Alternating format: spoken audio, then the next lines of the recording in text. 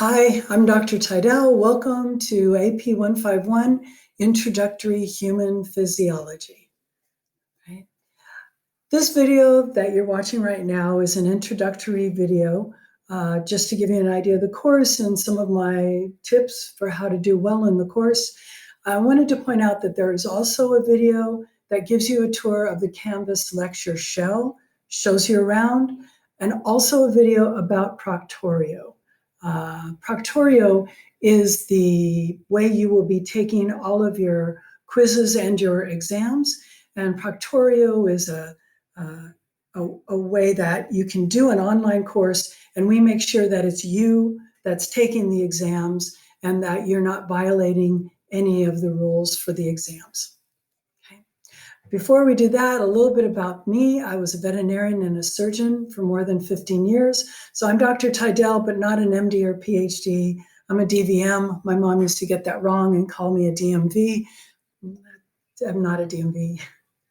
At the end of that time, I became an immunology researcher. I remain fascinated with the way the human body can recover from things and that there are differences in how we recover. At no time has this been more clear than now with the COVID-19. You can find two people in the same household.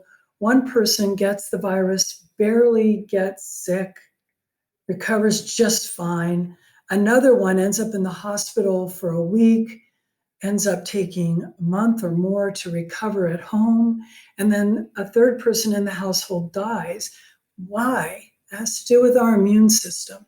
So I did that research, a lot of it in protein biochemistry, starting out at UC Irvine in the School of Medicine at UC Irvine. At UC Irvine, I discovered a protein, yay. The bad thing about that is, they don't let you name it after yourself, which I thought would have been cool. But anyway, on the strength of that discovery, I was awarded an NIH grant, and I did that research at the California Institute of Technology that is affectionately known as Caltech. If you want to read about my proteins, and who doesn't, or if you just feel like falling asleep real easily, you can find them here at my personal webpage, right? I have taught at Caltech, I've taught at Occidental College, I've taught at Pasadena City College, but my favorite place to teach is here at Cerritos College. I still teach at the California Institute of Technology, this particular subject. California Institute of Technology, Caltech, has got more Nobel Prize winners per capita on their faculty than any university in the world. I am not among them, but the place that I like teaching best is here, where it's my full-time job. And the reason that I like teaching here so much is because of you guys. It's because of the students. I'm really not very happy in the online environment because, honestly, my favorite part of the job is you, and I don't get to meet you. So the best we can do is we can meet by Zoom. Every week, I will hold 3 drop-in Zoom sessions. Actually, I'm going to start it the Friday before the first day of class, for those of you who want to get a running start. My Zoom sessions you can access through Canvas. I will show you how on the video about Canvas. My Zoom sessions are going to be Mondays from 4 to 5, Tuesdays from 3 to 4, and Fridays from 10 to 11 in the morning. So what are these drop-in sessions? Are they mandatory? No. Okay. Do you need to make an appointment? No. Do you need to arrive at 4 o'clock in order to get into the Monday one? No. They're drop-in sessions. So let's imagine it's 4:38 and you just discovered, hey, there's this one part that I keep watching on the video for Tydell, and it's just really not clear. Hop into my Zoom session. I will be sitting here doing whatever, probably making a weird face, hopefully with my hair done. And you can just go, hi, Dr. Tydell. I was wondering if you could explain blah, blah, blah, blah, blah. And I can explain it. You can go, okay, thanks. And just bloop, blip on out, okay?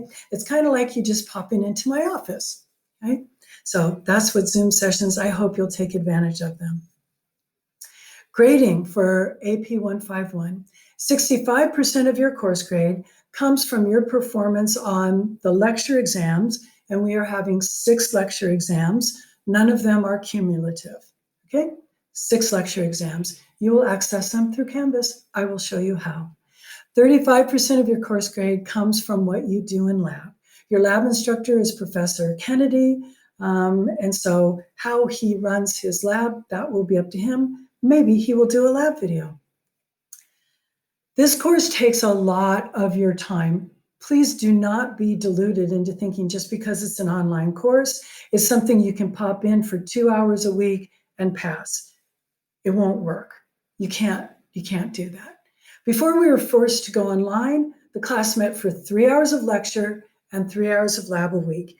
You should expect to spend at least 3 hours watching my lecture videos every week and spend 3 hours doing all of the lab activities every week. That's what you should anticipate. And even that is not enough for you to pass the class. Generally, it'll take 12 to 18 study hours every week on top of watching the videos and watching and completing the lab activities. That means at least 18 hours a week if you're going to master 151. Right? It takes a lot of your time. How do you succeed? Okay, I got a lot of tips on how to succeed. It might take an extra video. You need to take your lab syllabus quiz through the Proctorio, through the Canvas by midnight, August 21. Yes, that is the very first Friday at midnight, right? Why? A lot of people want in this class.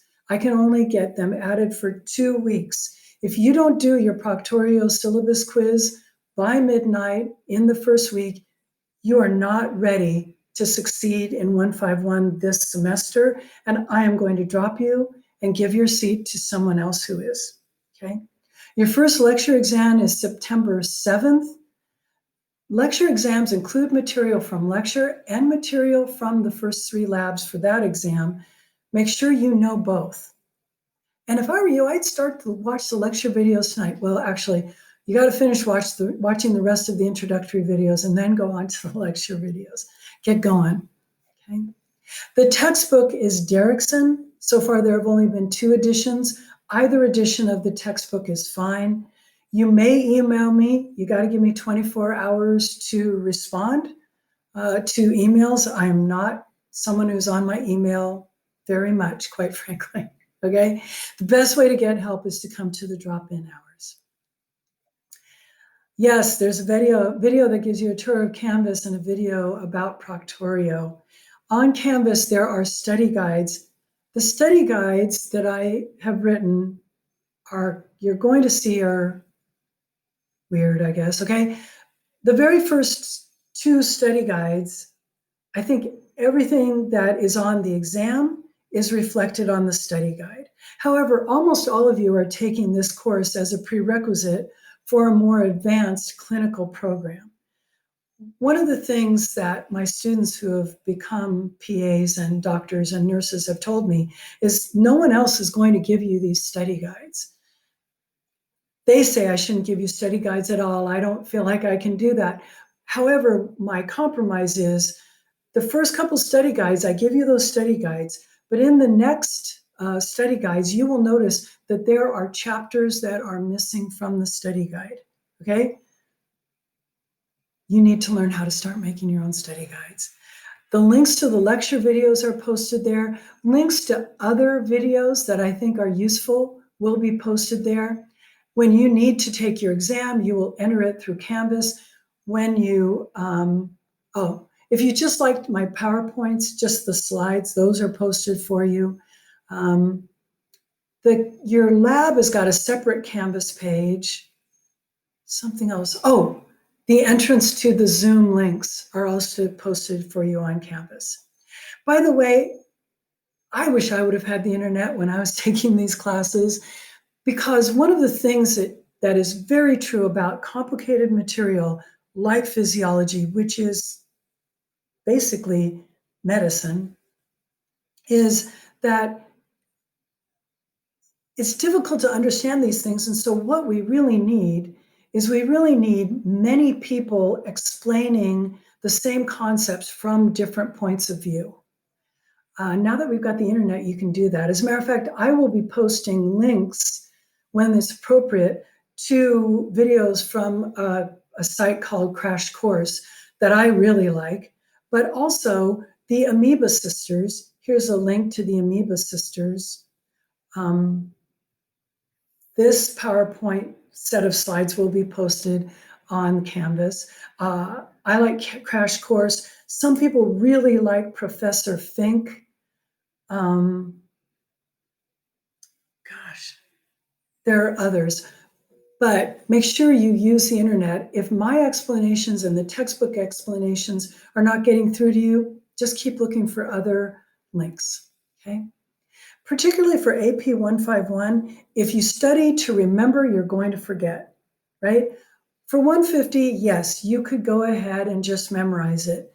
No one has got a good enough memory to memorize physiology. You just can't, okay? You have to try to understand it. If you try to understand it, then you're going to remember. Now, you guys have got great minds. You can do this, okay? If you think you can do this and hate it at the same time, you're going to be disappointed, all right? I know it is not fair that I'm asking you to at least be intrigued by the subject matter, but the truth is this material is very complicated. So if while you're sitting there studying, you are in an emotional state where you're telling yourself, this is stupid, I'll never need this, why do I have to learn this? There are parts of your brain that listen in to that kind of self-talk. And when you tell your brain, this is not important, I'm never going to use this, why do I have to learn this? Your brain says, this is not important, I don't need to know this. And so you will be spending all of those hours studying as hard as you can and not do well on your exams. It's not fair, I apologize, but that's just the way the human mind works. If I ask you, do you know how many traffic accidents you went by on your way to work today? You could probably confidently say, I didn't go by any or I went by one, right? Why? Because that is an important event to you. If I asked you, how many Nissan Leafs you went by on the freeway today, you wouldn't know. Why? Because it's not important to you. Your mind will remember things that are important to you. Your mind will deliberately forget things that you have instructed it are not important. Tell your brain this is important. But more than that, the human brain also loves stories, okay? Here are 5 words that I want you to remember, okay? Fish, red, grandfather, kite, church. Lots of ways of remembering it. From 150, you probably will just do it over and over and over and over and over again until you've memorized it. Bad strategy for 151. Let's do this. My grandfather and I caught a fish. Granddad put the fish into a red wagon. We tied the red wagon to a kite, and the kite pulled the fish in the red wagon to a church. Okay? Let's see if that'll work. Studying physiology is just different. I've been telling you, rote memorization, not effective. Understanding is key. If you cannot understand the story well enough to explain it in your own words, maybe to bore your kid brother about it, maybe to talk to your mom about it, if you don't know it that well, you're not ready for the exam. Oh, there's not an essay question on exams anymore. Okay? All right. So before we finish, how many of those words do you think you remember? Okay? How many of the words do you think you remember? I was busy talking. How many of them do you know? You probably know all 5, right? Because you heard the story about how I caught a fish with my granddad. Where did I go? I got a fish with my grandfather, and he put it in a red wagon. We tied it to a kite, and the kite pulled it to a church, right? You knew all 5. How much time did it take you to learn those?